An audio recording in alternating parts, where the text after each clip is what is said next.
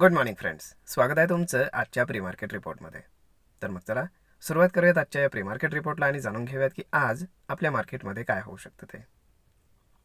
त्याआधी जाणून घेऊयात की काल रात्री यूएस मार्केटमध्ये काय झालं। तर यूएस मार्केट काल रात्री मिक्स क्लोज झालेलं आहे। तर तिथे सीपीआय डेटा व्यवस्थित आलेला आहे, त्यामुळे मार्केट तिथे व्यवस्थित आहे। काही काळजी करण्यासारखं त्यांच्याकडे तरी काही कारण नाहीये। जर आपण एशियन मार्केट्स पाहिले तर एशियन मार्केट्समध्ये जरा प्रॉफिट बुकिंग सुरू झालेलं आहे। त्यानंतर जर आपण गिफ्ट निफ्टी पाहिली तर आज गिफ्ट निफ्टी इंडिकेट करते की 30 ते 40 पॉईंट मार्केट पुन्हा गॅप डाऊन ओपन होईल। आता कालचा जर आपण FISDIचा डेटा पाहिला तर त्याच्यामध्ये एक सरप्राईज आपल्याला दिसतं, ते म्हणजेच काल मार्केट 23,500 ला टच झालं, की जे 200 दिवसाचं मूव्हिंग ॲव्हरेज आहे, 200 डे मूव्हिंग ॲव्हरेज। तर तिथे एक चांगला सपोर्ट असतो आणि म्हणून तिथे मार्केटमध्ये एक आपल्याला बाईंग पाहायला मिळालं DIS कडनं। FISनं फक्त 2,500 कोटींचं सेलिंग केलेलं आहे आणि DISनं 6,000 कोटींचं बाईंग केलेलं आहे। म्हणजेच तुम्ही पाहू शकता की किती मोठ्या प्रमाणामध्ये हा डिफरन्स आपल्याला पाहायला मिळतोय।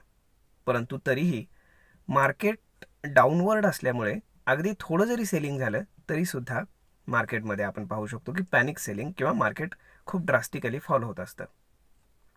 जसं आपण पाहिलंय की आता गेले काही दिवसांपासून FISचं जे सेलिंग क्वांटम आहे, सेलिंगची फिगर आहे, ती थोडी थोडी कमी कमी होत चालली आहे, परंतु मार्केट मात्र पहिल्यापेक्षा जास्त फॉल करते।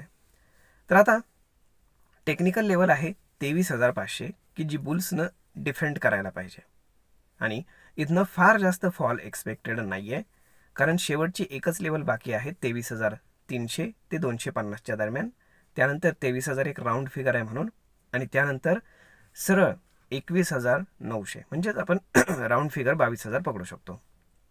तर एवढं मोठं फॉल होण्याचं तसं काही रिझन दिसत नाही आहे, परंतु पाहावं लागेल की टेक्निकली काय घडतंय ते। त्यामुळे आपण जर ह्या सगळ्या गोष्टी एकंदर जर पाहिल्या तर मार्केटनं इथे कुठेतरी सपोर्ट घेणं फार गरजेचं आहे आणि मार्केट तसंही ओव्हरसोल्ड झोनमध्ये आहे। PCR जर आपण पाहिला तर तो PCR सुद्धा फारच डाऊनवर्ड ट्रेजेक्टरीमध्ये आहे, 0.5च्या आसपास तो ट्रेड करतोय। त्यामुळे आज निफ्टीची एक्सपायरी आहे, त्यामुळे डाऊन साईडला आपण जर ओपन इंटरेस्ट पाहिला तर 23,300 त्यानंतर 23,500 या दोन स्ट्राईक प्राईजवरती खूप जास्त पुट रायटिंग झालेलं आहे, त्यातल्या त्यात 23,300 वरती जास्त आहे।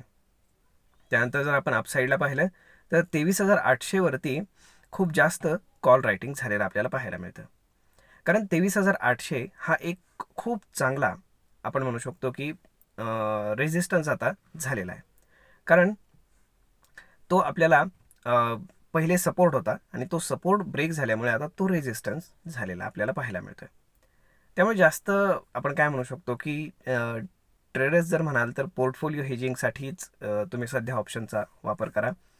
त्यानंतर ज्यांना कोणाला इन्व्हेस्टमेंट काही करायची असेल तर ते लोक स्टार्ट करू शकतात जसं जसं मार्केट 200 डे मूव्हिंग ॲव्हरेजच्या खाली जाईल, म्हणजे 23,500च्या जसं जसं थोडं थोडं थोडं थोडं खाली जाईल तसं तसं तुम्ही बाईंगला सुरुवात करू शकता। जे चांगले चांगले स्टॉक्स आहेत तर त्याच्यामध्ये तुम्ही तुमचे जे काही फंड्स आहेत तर ते अलोकेट करून चांगल्यापैकी ब्ल्यू चिप कंपन्यांमध्ये, चांगल्या निफ्टी 50 मधल्या चांगल्या कंपन्यांमध्ये तुम्ही पैसे नक्कीच टाकू शकता।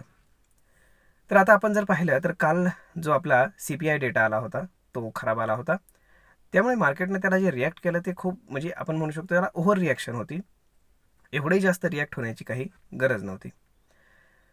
तर मग पाहूयात की आज काय घडते ते। आज जर आपण पाहिलं तर डाऊन साईडला 23,300 आणि अप साईडला 23,800 ही रेंज राहणार आहे, याच्यामध्ये मार्केट कुठेही एक्सपायर होऊ शकतं। तर मग मित्रांनो, आय होप तुम्हाला हा व्हिडिओ, ही माहिती ट्रेड आणि इन्व्हेस्टमेंट करण्यासाठी नक्कीच उपयोगी पडली असेल। जर हा व्हिडिओ तुम्हाला आवडला असेल तर आपल्या जवळच्या मित्रमंडळींसोबत देखील हा व्हिडिओ तुम्ही शेअर करायला विसरू नका। धन्यवाद।